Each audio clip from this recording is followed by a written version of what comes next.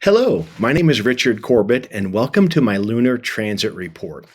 In this session, I'll be doing a summary of this next lunar cycle, starting with the new moon in Taurus on May 7th, and then we'll take a look at the first quarter moon in Leo, the full moon in Sagittarius, and the third quarter moon in Pisces, and we'll wrap it up with a look at the next new moon in Gemini on June 6th.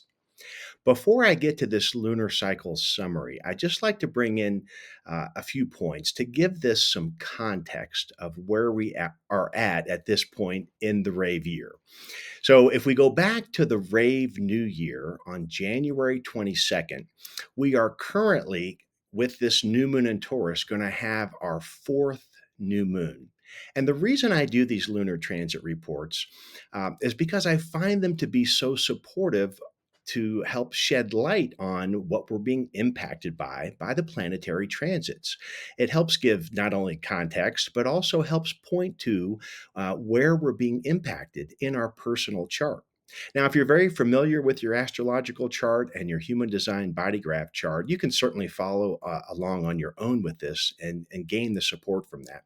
If you're not so clear on that, I just want to invite you to reach out to me and I can guide you through this process. We can take a look at your chart and how your chart is being impacted by the planetary weather that we're all experiencing. So, yeah, fourth new moon of the rave year. And so when I look at these lunar cycles, they really are like chapters in a book of the year. Each month, which comes from the word month, really sets the parameters, the message, if you will, of what that cycle is going to be like. And since we're at the fourth new moon, there's a couple of things I can say about each of the new moons and these cycles so far. Number one, there have been an incredible concentration of planets in each astrological sign where the new moon has taken place. The first new moon after the rave new year took place in Aquarius, and there were four planets in Aquarius. Then the next new moon was in Pisces, and we had five planets in Pisces. Then the third new moon was the one we're just wrapping up, which was the new moon total solar eclipse in Aries. And now on this report, we'll be taking a look at this new moon in Gemini, where again we have Taurus. We have five planets in Taurus at the time of this new moon. So that's one thing we can say. There's been an incredible concentration of the planets in the sign where the new moon takes place. And so bringing a lot of energy. And when we think of all the characteristics of each sign, it's just been heavily emphasized because of this continued concentration of planets as they move through the wheel. The other most noticeable reoccurring theme is the overwhelming activation of individual gates and channels at each of the new moons as well as the quarter moons. When we look at the first quarter, full moon, and third quarter, we've had an overwhelming number of individual gates and channels activated. Now, if you're not coming from a human design background, whenever I talk about individual gates and channels, we're talking about the deepest innermost core of who we are as an individual. We're talking about inner personal truth, inner vision, inspiration, authenticity, all of this part of our nature that is really at the deepest recesses of who we are in this lifetime. And so I just wanted to share that, particularly because just a couple of comments regarding the last lunar cycle that started with the new moon total solar eclipse in Aries was incredibly stimulating, yet again, with individual circuitry. The new moon eclipse happened in gate 51, line 5, in the channel of initiation. That is the gate of shock and courage and the invitation to move into our sense of our higher self in the G center. And it was a very stimulating month. There were so many aspects that happened. And of course, all of my reports are at my webpage, emergebydesign.net. You're welcome to go back and take a look at some of those if you want to, if you're just joining me and want to go back and review what we said about this last lunar cycle. It was truly a cycle of initiation into personal healing, self empowerment, really digging into the depths of our highest vision of our personal inspiration and creativity. That's the thing about this overwhelming stimulation with individual circuitry in the charts. It has to do with our personal creativity, that feeling of personal passion and truth and authenticity of why we're here at this time in the world, in this vehicle, in this body, and living out this particular incarnation. We were really being driven to the mat almost last month with such overwhelming stimulation. That new moon total solar eclipse also had Chiron conjunct the new moon to the very degree was exact. And so it really brought Chiron into this picture. And that's why it was such a stimulating month, because it may have brought up past wounds, maybe from earlier life, early childhood, or anywhere along the way. It was very triggering in that sense. So I encourage everyone, just maybe take a moment, think back over the past month and maybe some of the challenges you may have had, whether there was altercations within your romantic life or workplace. I want to say that I think if you look back and feel this frictional dynamic that was taking place last month, that these are areas to investigate, because it may have been very triggering in terms of fear, doubt, and insecurity. Individual circuitry can carry that thematic of uncertainty, right? It has this melancholy, this chemistry where there's a knowing, I know my truth, and then there's not, where we might feel uncertain or lost. And so if we had experiences last month, they were bringing up things from the past. And having Chiron conjunct the solar eclipse was offering support and a tremendous benefit for anyone that was going back and doing the work to heal from those experiences. We all have hurts and some degree of traumatic, challenging experiences that we haven't necessarily fully healed from yet. But yet, that healing process is very important to our personal evolution into our highest vision of truth and inspiration. And so last month was filled with that. We also had the Jupiter-Uranus conjunction during the last cycle, happened in gate 23, in another individual gate, in the gate of structure, gate of assimilation. It's part of the channel of structuring, which we'll see again here in this next cycle. Very dynamic conjunction between the shocking, innovative, forward-thinking power of Uranus lining up with Jupiter and its expansiveness. So it was, again, just a big astrological aspect that added to the flavor of last month. And again, there was many other aspects I talk about in those reports. But I just want to share that I think that last lunar cycle was so potent and so powerful that it may be even a great deal of time where we can actually look back and see all that's happened since the last new moon total solar eclipse in Aries. It was that powerful and potent. And again, very stimulating at a very deep level. And I believe the message, as we read all the charts together through that period, is this urging and stimulation from the planets driving us to the depths and the core of who we perceive ourselves to be. Now, of course, in human design, we have our type, strategy, and personal authority. It's the most important thing anyone learns about their human design body graph. And when we're following our strategy and personal authority, we know that our body will lead us into the places and spaces and into the interactions with other people that are correct for us, so that we can experience the full authenticity of who we are. However, again, the reason I do these reports is that even though we're following authority, looking at the message from these charts can help support us in looking in the right areas of in our life. Where are we being stimulated into growth and development and maturity? which is not always an easy path.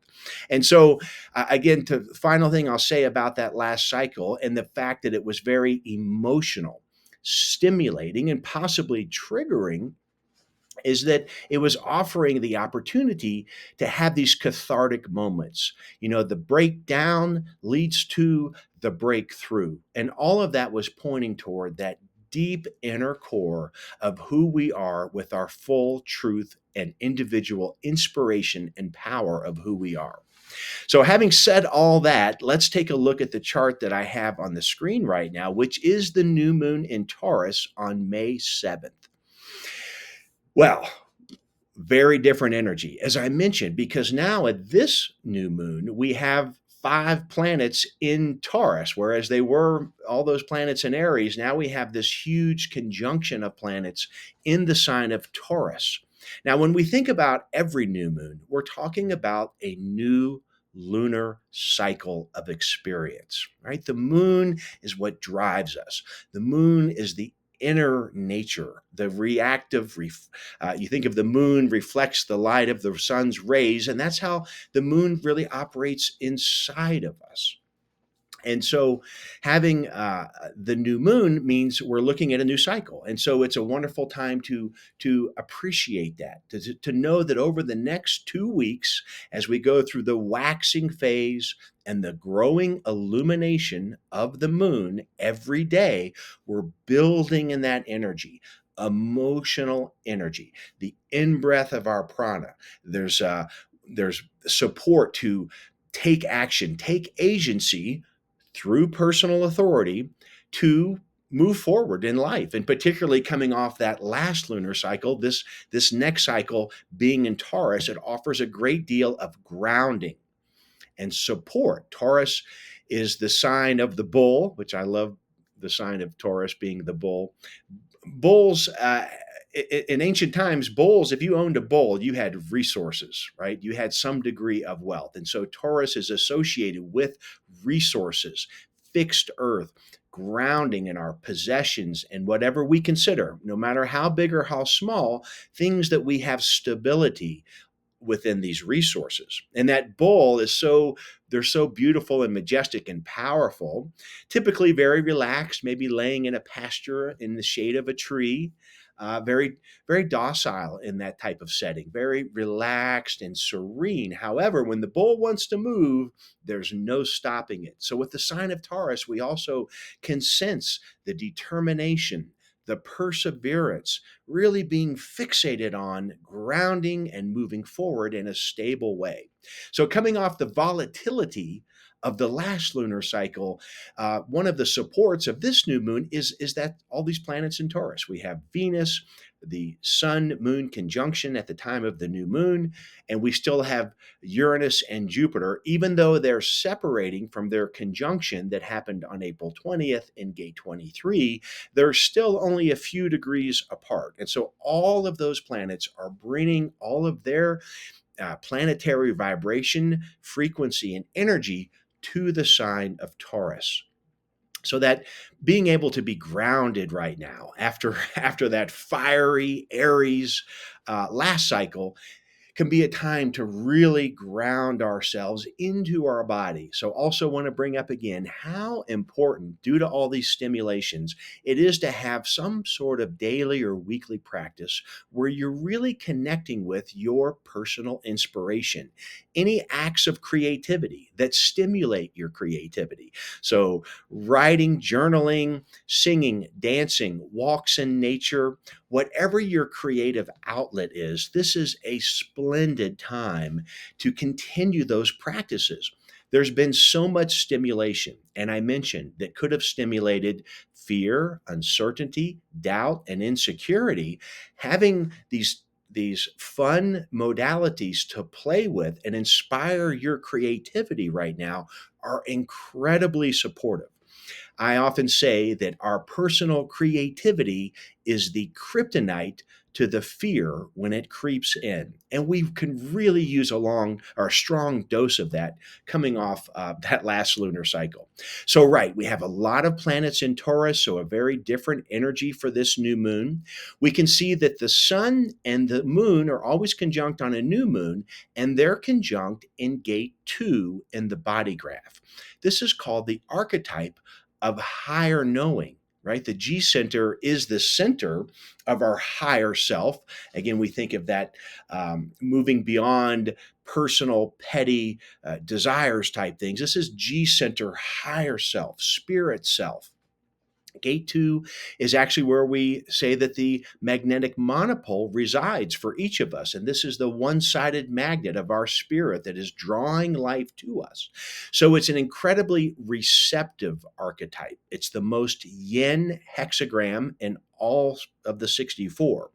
So here we have this new moon in gate 2. And so it's speaking to this idea of receptivity. Possibly if you have gone through these challenging challenges last month and maybe had a cathartic experience, maybe had some triggering that you had to rework on to find that sense of healing and acceptance and forgiveness, all brought to us through that powerful Chiron last month, that here at this new moon, we can be grounded in Mother Earth and our body and be open and receptive to what the next step is.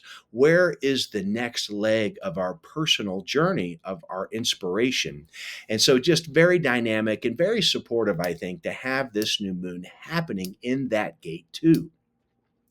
Now, the Earth is always opposite the sun. So it's in the polarity to the sun in gate 2, which puts the Earth in gate 1, line 6.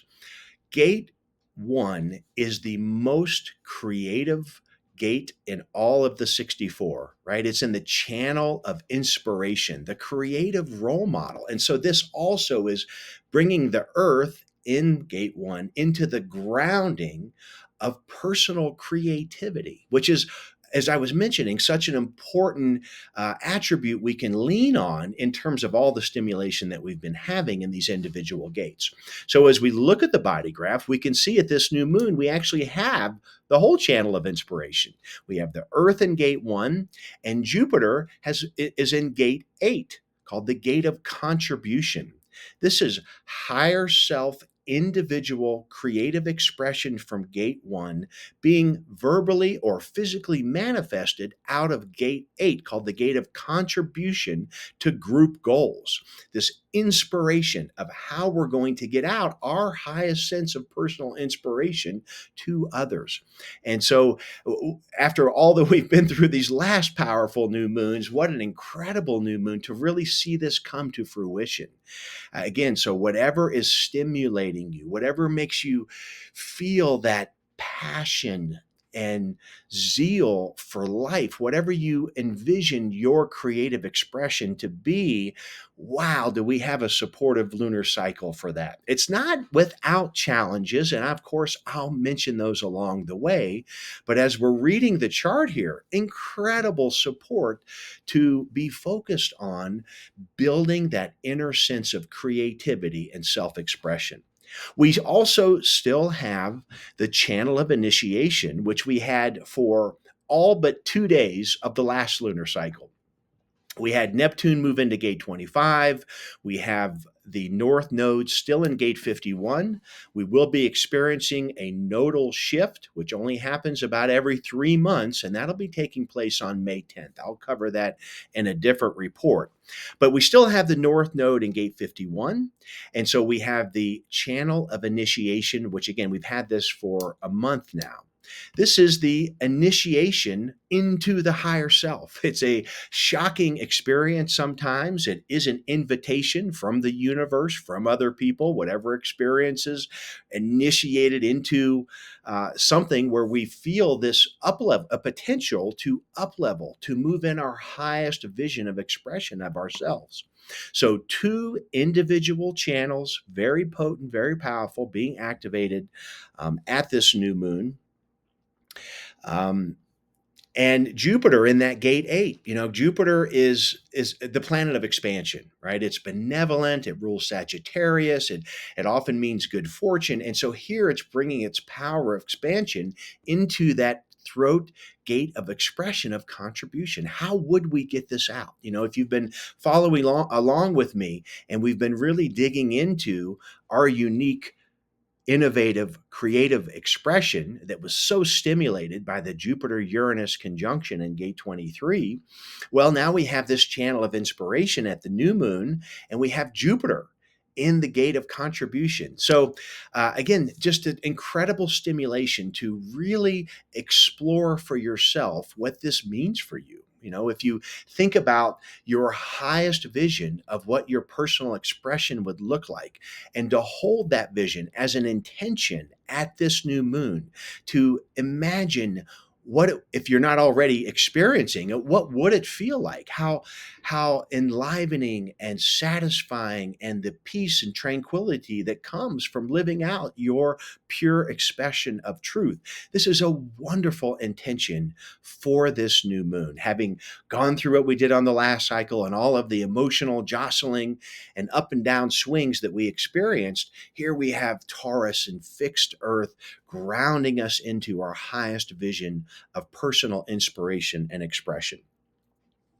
And additionally, just to sort of add that power from the astrological chart, when we look at that sign of Taurus, again, that new moon conjunct the sun is in between Venus on one side and Uranus and Jupiter on the other. They're all pretty tight in there. I mean, if we took the degrees of the new moon, we would certainly say that the other planets were conjunct, and of course they're in the same sign. So we just have this melding of all their energies into this message. Venus in Taurus in her home sign, which also adds that power, right? She rules Taurus.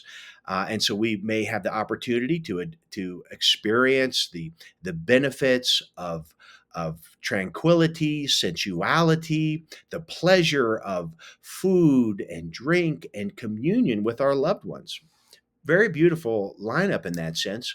And Venus herself is in gate 24. Now she's doing that also individual gate where we're being stimulated by her to go over and over and keep trying to return to what our idea of our truth is. She's in the channel of awareness, gate 24 is. And it's this idea of what is my inner truth. I'm trying to conceptualize and understand that. So that all feeds into that channel of inspiration and initiation. And then we have Uranus and Jupiter, as I mentioned, they're only a few degrees apart. They are in different gates now, but Uranus is still in that gate 23 and bringing its shocking ability to innovate, to be forward thinking, and to bring this power into assimilating our individual unique expression, which is, again, not always the easy path. Every time we're thinking about individual circuitry, we know as a chemistry, it's not always readily accepted by everyone else, right? Sometimes we have to really keep sharing it and keep structuring it in a way that can not only feel empowering for ourselves, but possibly ultimately empower others as well.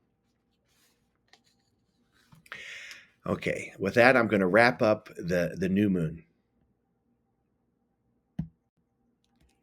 Now, as we go a week later to May 15th, we get to the first quarter moon, and the moon is in Leo. Every first quarter moon, the moon is exactly square to the sun. Squares are aspects that bring dynamic energy of growth and possible resolution. They provide the frictional harmony we need to grow and develop and mature. The moon in the sky, she's half illuminated. That's the first quarter moon, and she's in her waxing phase. So we're really every quarter moon talking about growing intensity of emotional energy to move forward and develop in our progress and maturity.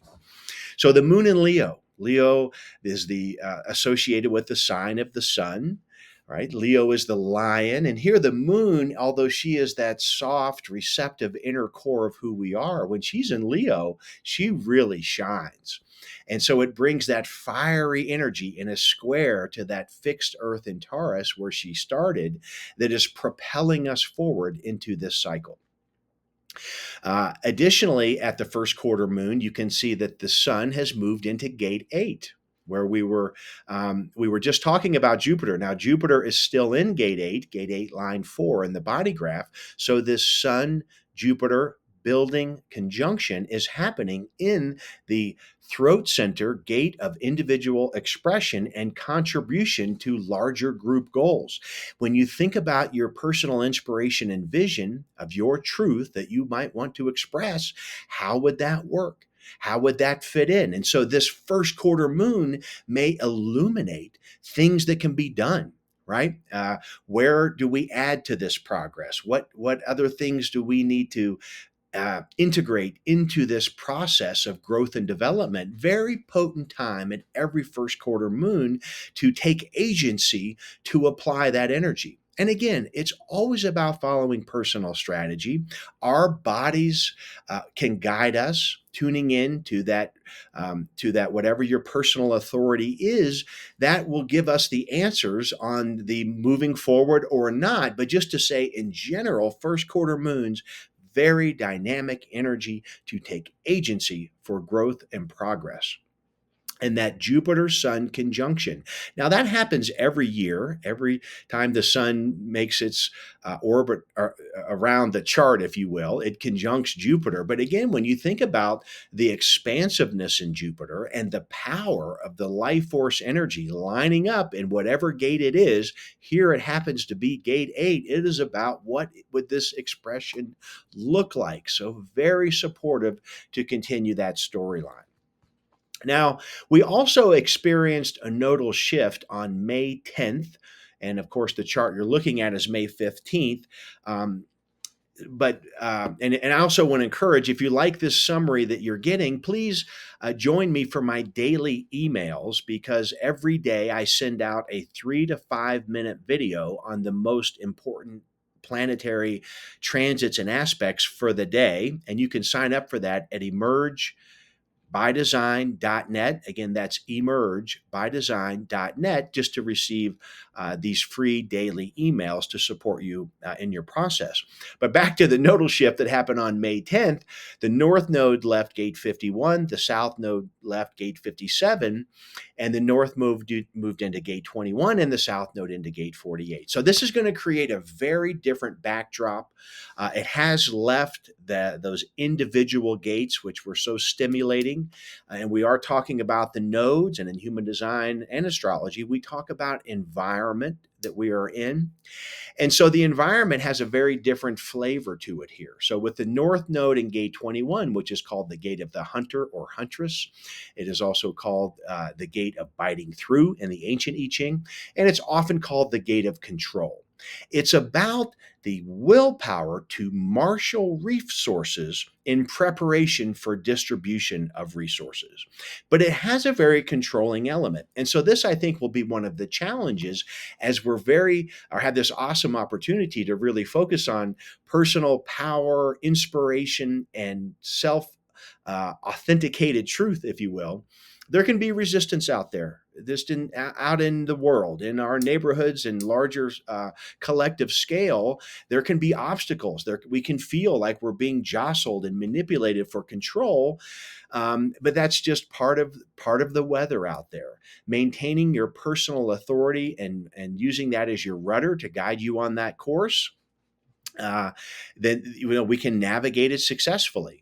When we look at the south node, made the shift into gate 48. Now, this is in collective circuitry. It's in the channel of the wavelength, a design of talent. Gate 48 is in the splenic awareness center, and it's the gate of depth, based on logical patterns, coming up with a deep logical solution to how to express talent in a skillful way. So I just wanted to touch on those because we're now going to have them moving retrograde, which they always do in these two gates for about the next 3 months. Okay, additionally, on the first quarter moon, um, I just wanted to reemphasize that when we look at the sun in the astrological wheel, we can see that it's right in the middle of that Uranus on the one side and Jupiter on the other. So Uranus still in gate 23, Jupiter in gate 8, the sun also moving into gate 8 for the rest of the week.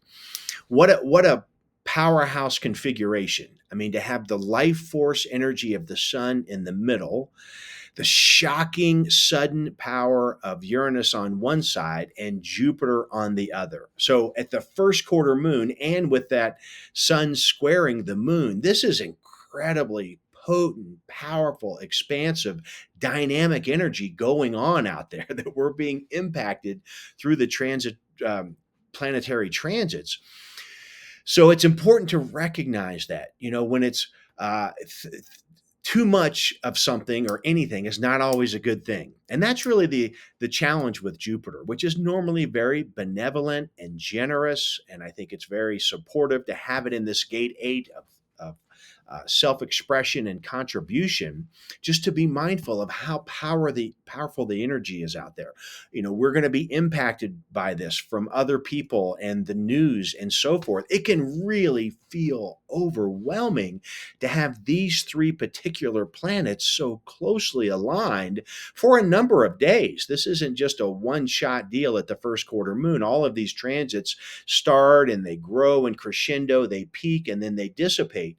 So this lineup here is incredibly powerful. And again, I think it's just to have that extra sense of awareness, to know if we feel like something's too much, it is too much. To honor our personal authority, whether to engage in that or to back away from that, always going to be the right answer in that sense. But just to say that it is a powerful conjunction of those three planets, and of course Venus bringing up the rear behind those planets in her home sign. So the first quarter moon is again very potent and stimulating in that fact. And the moon herself is in gate 29. Well, gate 29 is also in the sacral center. It's part of the channel of discovery. And it's really about this experiential cycle. Each new cycle of experience brings potential discovery into the determination of our higher self, which is gate 46. Well, the moon being in gate 29 of that archetype, it's also called the archetype or the gate of saying yes. It's the sacral energy to move into a new cycle of discovery and exploration and what's possible.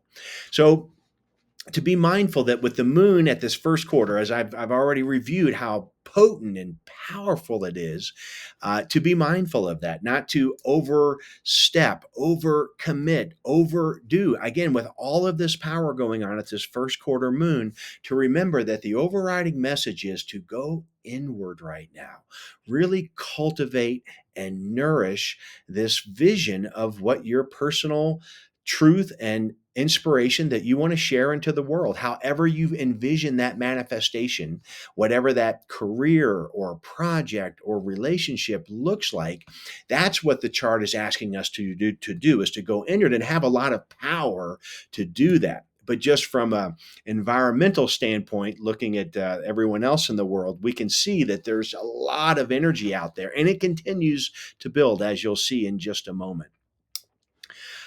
Mercury is finally about to leave Aries after spending an incredible amount of time relative to how long Mercury typically spends in a sign, can typically move through a sign in just a couple of weeks. But here it's been here for, I don't have the exact date in front of me, but like over a month, right? Because it did its entire retrograde phase in Aries. Now, the important piece here about Mercury is that Mercury was moving retrograde at the time of the last lunar cycle, new moon, total solar eclipse. Mercury was at the front of all those planets moving backwards and reviewing, reflecting, where did it come from? What did it mean? What was the circumstances? Who was the person? What needs to be healed? What needs to be forgiven? It was really supporting us in that retrograde phase to really dig down into that healing process we were being offered. But now that Mercury's been moving forward and about to leave Aries, the Mercury is actually in gate 3 at this first quarter moon. Gate 3 has been activated by the sun, and then there was Venus in gate 3. All the planets, as they left Aries, went through gate 3, a very powerful sacral gate as well. It's in the channel of mutation, and mutation being just what we think of that word. Something new comes alive, something that's never been seen before. But part of the energy coming from gate 3 is the gate of ordering. Things need to go step by step. There may be some reconfiguration that's needed. And I think Mercury being here at the first quarter moon is offering that message. Mercury is called the planet messenger. He helps integrate our sun's life force energy. It relates to our communication, our thinking, our intellectual knowing. And at the first quarter moon here, having Mercury in that channel of mutation, gate 3 of ordering, offering possibilities of enhanced communication. Mercury has left its shadow as of May 13th, I think it was. So he's collected all that information through that retrograde. What did we learn? What did we reanalyze? How do we reconfigure? And he's now moving forward out of the shadow phase and about to move into Taurus. So again, a very different flavor we're getting from Mercury, and so we'll continue that's thematic with him. But again, very important to notice him being in gate 3, also another individual gate. And we can see as we look up that center column of the body graph with Mercury in gate 3, the Earth at the first quarter moon with the sun in gate 1 or 8 line 1, the Earth is in gate 14 line 1 in its polarity. This is the gate of power skills. This is the sacral energy to move forward in an individual self-empowering direction. And here the Earth grounding us in the ability, the stimulation to examine what would that look like to move forward with our feeling of self-empowerment and self-expression. So the sun, as I mentioned, conjunct Jupiter in the gate 8, and Uranus, of course, still in that gate 23. And let's not leave out Saturn, who I didn't mention at the new moon, but I'll talk about him here at the first quarter moon. Saturn is in gate 22, another individual gate. And I think with a message with Saturn here, the planet of discipline and structure, he is the planet that offers the path of maturity, which is not always the easy path, not always the fun path, but it can be when we really embrace the support that Saturn offers us. He offers through these transits the ability to restructure the scaffolding of that particular archetype. So we're in another individual gate in the solar plexus. It's called the gate of grace. It's a part of a primary manifesting channel in the body graph. It's the emotional power to express ourselves individually in social settings. So I think Saturn, again, adding to the storyline of this individual circuitry of developing our personal inspiration and self-expression. And with that, I'll close up the first quarter moon. And then a week later, we're going to have the full moon in Sagittarius. And boy, does a full moon, is this such a, again, another powerful full moon, as you'll see in my description here. All full moons are the zenith of her illumination, right? We're 2 weeks past the new moon. And at the full moon, she's in all her splendor and glory in the sky, bringing that peak summit of building emotional energy. And then after the full moon, we'll move into the waning phase. She'll be decreasing in illumination, heading back towards the sun for another cycle of experience. But it's a time for re-examining and reflecting and making changes, letting things go that are not serving us. But we're not there yet. We're at the full moon. So it's this zenith of expression, the peak summit of her illumination. And she's in the sign of Sagittarius. Sagittarius is ruled by Jupiter. It is the planet of our highest ideals, higher education, travel to distant lands. It just brings this optimism and enthusiasm. The highest vision possible is what Sagittarius speaks towards. And so to have a full moon in Sagittarius, it's bringing with all those qualities. Even though we had, again, I feel like, a bumpy road here this last month and a half, if you will. But to have this full moon in Sagittarius is just very optimistic. It's like, yeah, we've been through some hard times, but we've done the personal work. We've been focusing on our personal inspiration and creativity. So such a powerful, optimistic full moon in Sagittarius. The sun in Gemini, he's just made his transition during this past week. And again, I'll be covering day by day in the daily reports. But here at the full moon, the sun in Gemini in gate 20. Gemini is loaded with throat center gates. And here we have gate 20. And you can see in the chart, whenever we have the sun here, this is one of the three channels formed by polarity or opposition. 3420. So with the sun in gate 20, we have the earth in its opposite polarity in gate 34. And this brings us, as we can see in the body graph, the channel of charisma, a thought, a design where thoughts must become deeds. It's also called the channel of being busy because it's the sacral life force energy being expressed through gate 34, where the earth is, which is the power to individuate. The gate itself is called the gate of power. Energetically, it is the most powerful gate in the body graph. And it's part of integration circuitry, which is about survival and self empowerment. And so, this channel of charisma is exactly that. It is the energetically powerful ability to stand up charismatically with your own personal truth. Gate 20 being the gate of the now, a gate of expression in the throat center where the earth is. So that channel alone is always dynamic when we see it in a chart, and to see it being activated by the sun and earth and having the moon opposite the sun, bringing her into the gate 34, we have the moon earth conjunction in the gate of power. So incredibly stimulating in that way. Additionally, we can see back down there in Taurus that Jupiter is now conjunct 29 degrees with Venus. And so if we look at Jupiter in the body graph, we're still in gate 8, and we can see that Venus has moved into gate 8, and they're both in line 6. So here we have just again that message I was speaking towards about individual contribution of our personal inspiration to a larger process, to the group goals.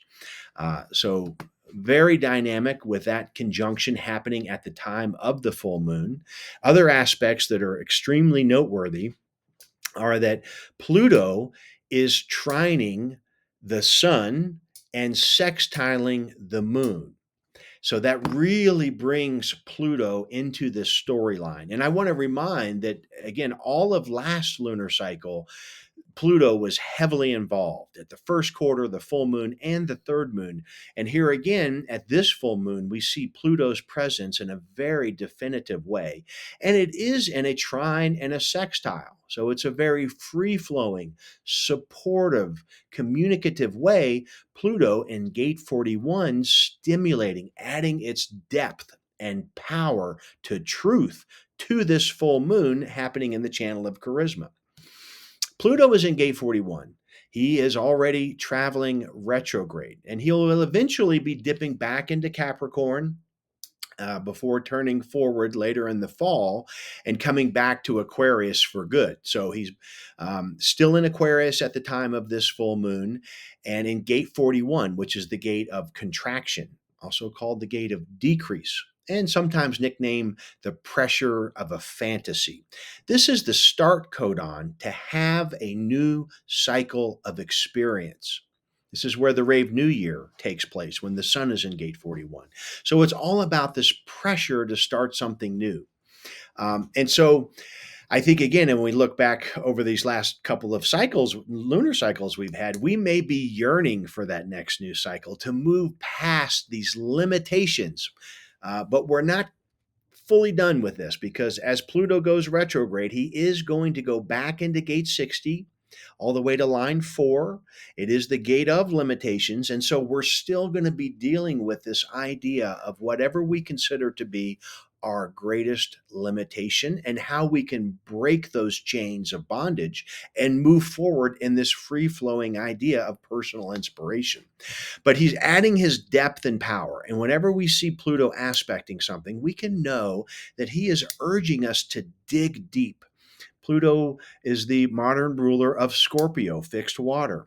Pluto is attributed to mining minerals and gems, and so he is the lord of the underworld. And wherever we see his presence, as we do at this full moon, if we think about the full moon bringing her greatest illumination in the evening sky, here Pluto is supporting that moon and shining light on what gems can be mined here. What might we need to have this new cycle of experience with him in gate 41? Additionally, Saturn in Pisces, there in that gate 22 that I mentioned, is sextile to the Jupiter Venus conjunction.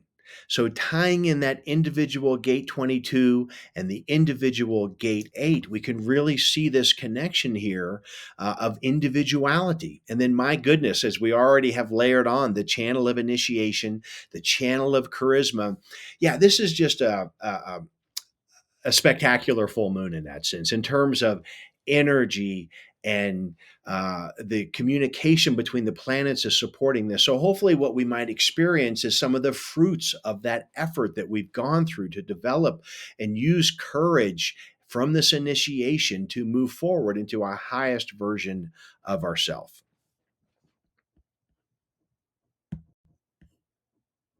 Now, when we get to the third quarter moon, we can see that the moon is in Pisces. So now the moon is half illuminated in the sky in her waning phase. She's losing the illumination in the sense as she returns home for her next new moon. So with the third quarter moon, this is always a supportive time for decluttering, right?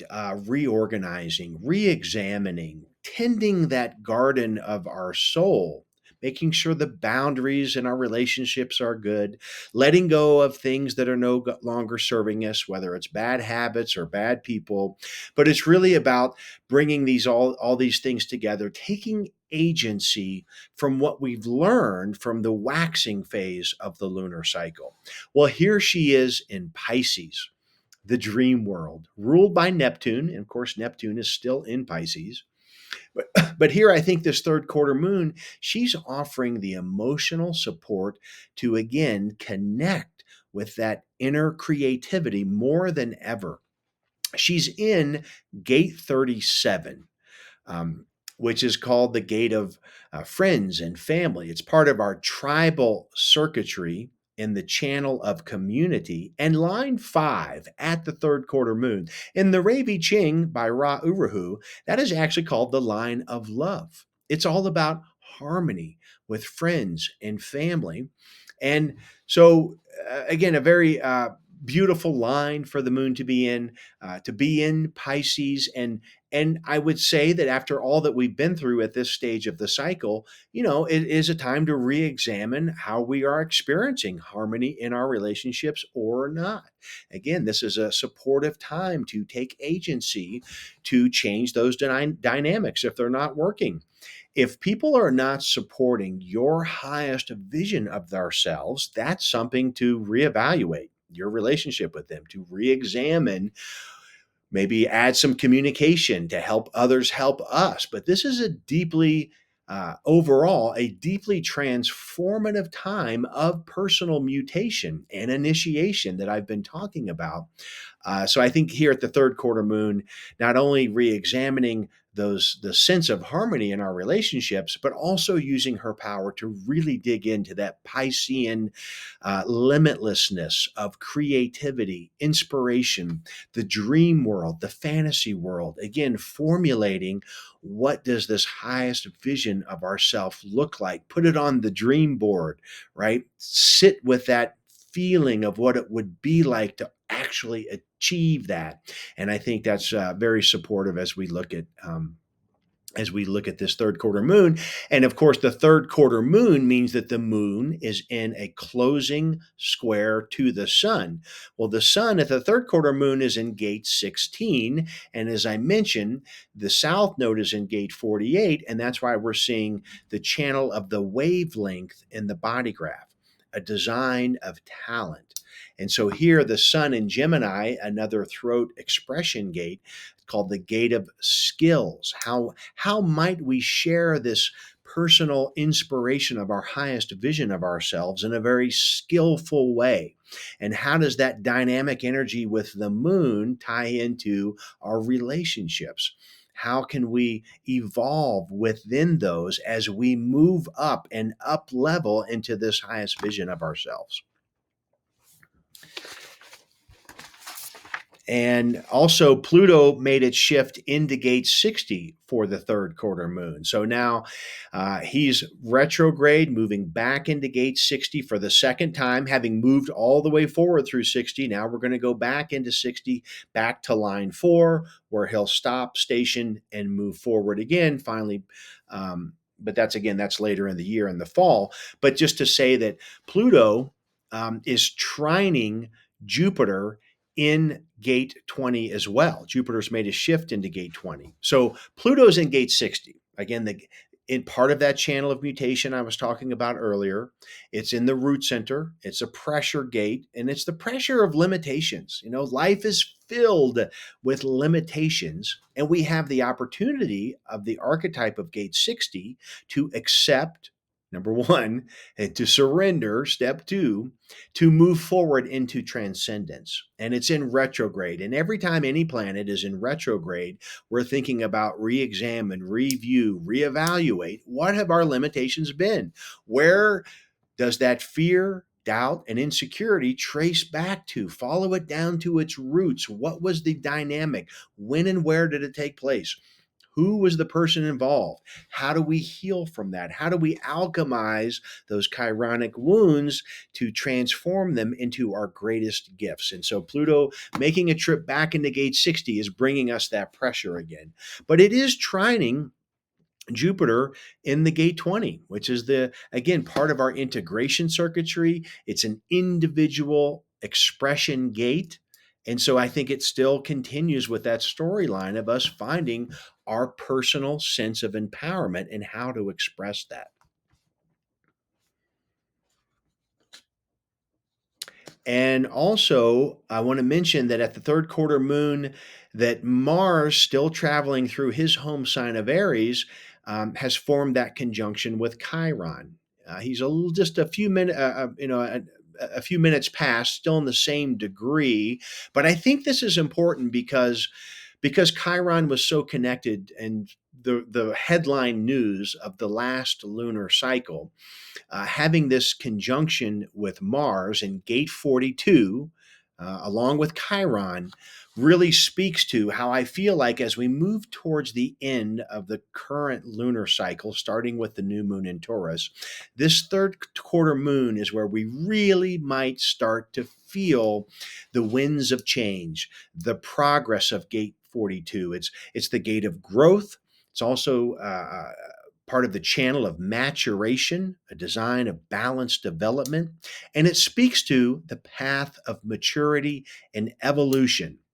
And so, with Mars in his home sign of Aries, which typically can bring a lot of energy, sometimes immature. Mars can be very impetuous.